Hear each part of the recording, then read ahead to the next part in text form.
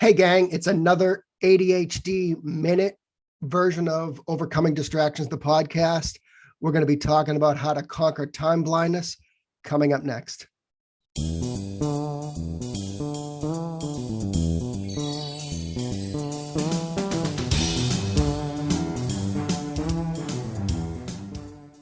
All right, everybody, welcome back to this ADHD minute version of Overcoming Distractions, the podcast. And if you're joining me again on the YouTube channel, I welcome you to that. It's youtube.com/overcoming distractions for those of you in the Apple Podcast land or wherever you're getting your podcasts. And this is a quick few minutes to tackle a subject on my own, no guest, where we can just kind of talk about some quick tips for tackling things that might be affecting our adult ADHD.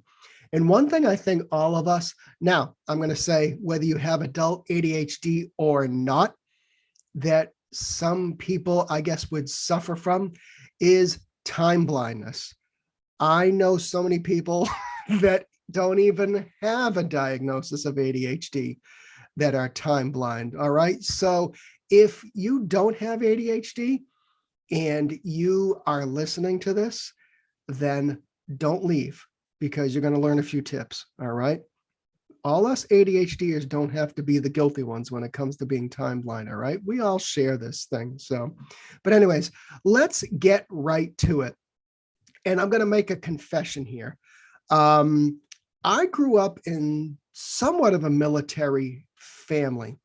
My father was in the Air Force, and we really stuck to a pretty strict schedule. We got to church on time. In fact, sometimes we were the first people to actually get to church. And I could come up with many other examples of how we probably, as a family, were never late. So I got, I guess you'd say, trained at an early age to actually be on time and understand time. But as the only one in the family with ADD, I certainly did struggle with that. I struggled with it in school, and I probably struggled with it in jobs in my early days.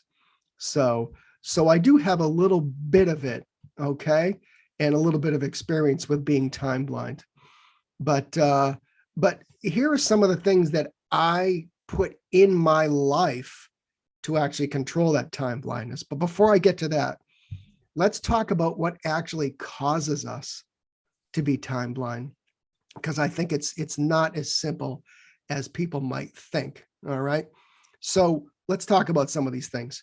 First, for all us ADHDers out there, it is just the way some of our brains are wired. Okay. So we're just wired to experience time differently. And I'm not a doctor. I'm not a therapist. I'm not a neuroscientist. Okay. I'm neither of those.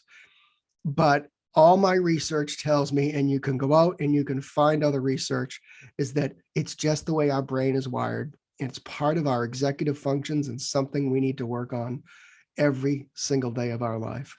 So we need to be conscious of that.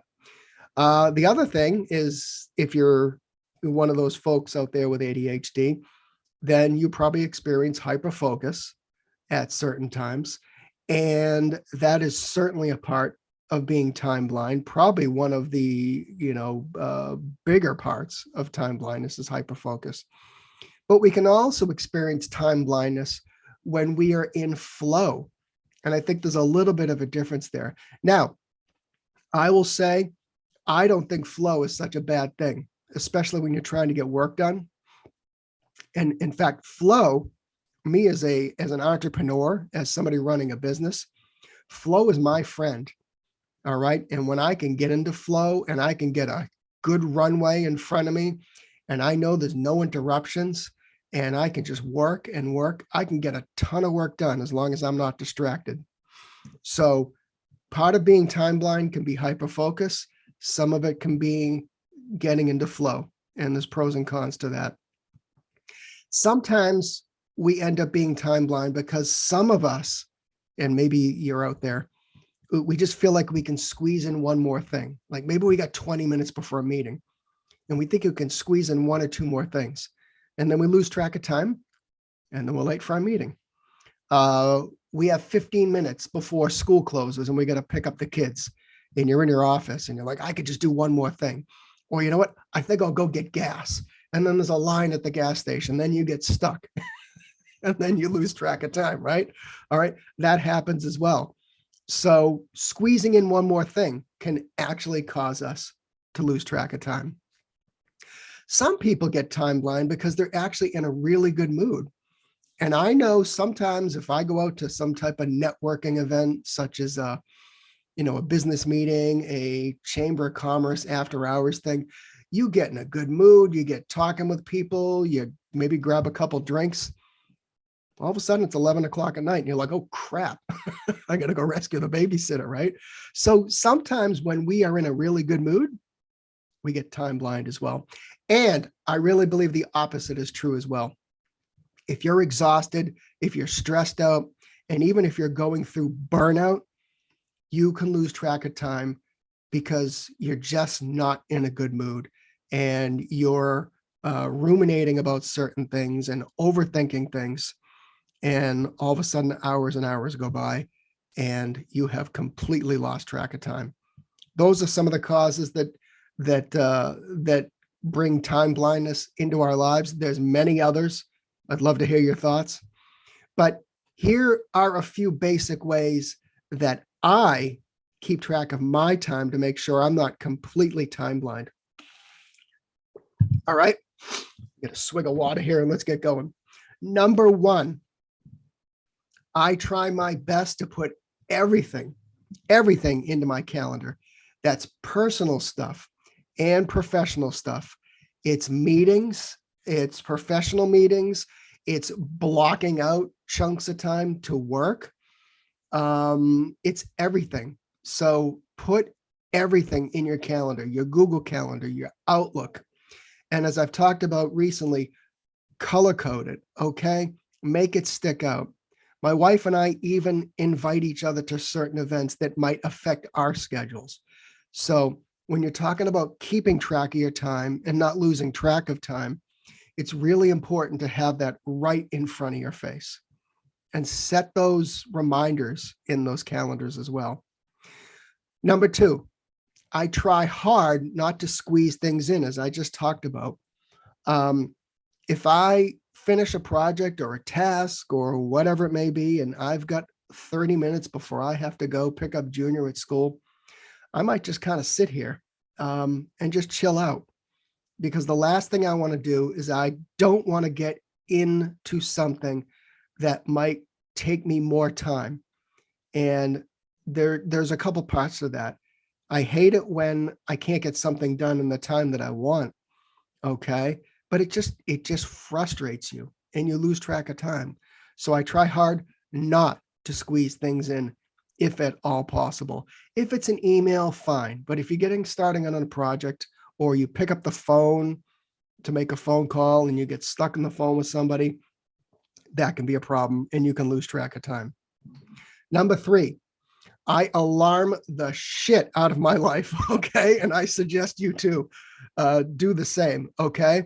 And one of the best examples I can give you is if you're using an iPhone, just take a few minutes, look at your calendar, look at all your commitments, and preset a bunch of alarms in your iPhone. I'm sure you can do this in your Android system as well, or whatever phone you're using.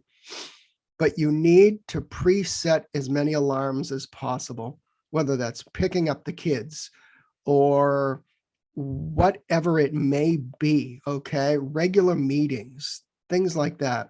Bedtime for the kids. Setting an alarm for medication if you're taking medication, okay? Just set a bunch of alarms. During COVID, when kids were at home and learning at the dining room table, and I'm running a business, this was a game changer. We set alarms on everybody's phone and it really worked. So preset those alarms and discipline yourself to actually set those alarms. Use the sleep app on your iPhone. I have a certain bedtime, but it's set for 45 minutes before I actually need to go to bed to start to wind down. And it's just a gentle reminder that, you know what, you need to go to bed soon, Dave. All right.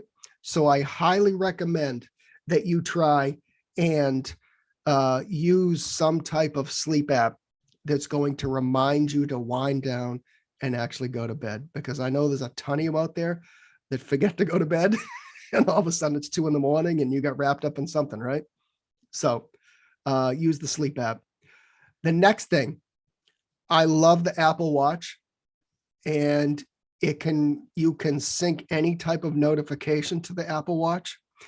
So I think if there's a watch component to the phone platform that you use, iPhone, Android, whatever it may be, use it.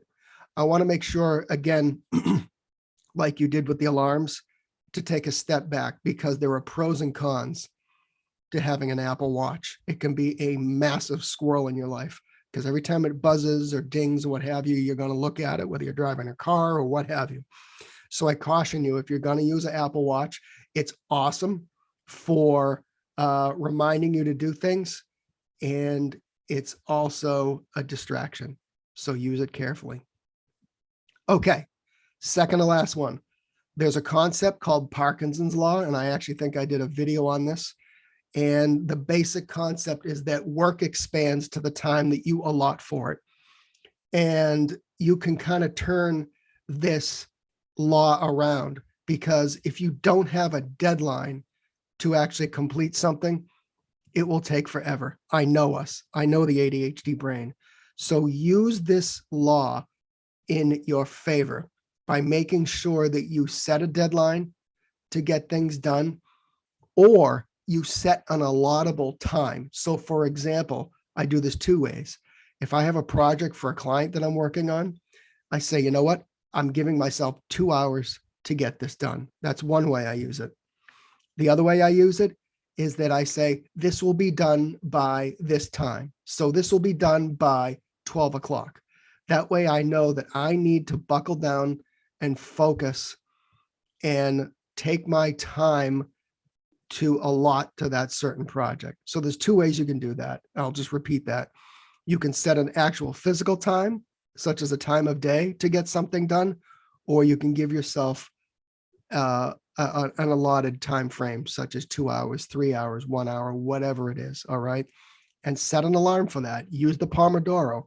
There's Pomodoro apps on the iPhone as well. So I encourage you to use it. The last thing I want to say is we need to always care for our executive functions. And we lose track of time because sometimes we don't take care of those executive functions. So I want you to, again, focus on good brain health, taking care of your brain, making sure it can operate properly. And some of the ways you do that are simple: taking a walk, going to the gym, go do yoga, go meditate for 5 minutes, do whatever you have to do to make sure that you are taking care of your brain so that you actually can think clearly and wrap your head around time much better. All right, that's it. It is the ADHD Minute. I know it's more than a minute, but it's less than our regular podcast. I encourage you to check out more of the podcast. You can find it on Apple or anywhere else that you find podcasts, as they say in the podcasting industry. And again, if you're on YouTube, I welcome you folks to viewing and hearing the podcast on the YouTube channel. That's it. We'll see you next time, and erase that time blindness. We'll see you soon.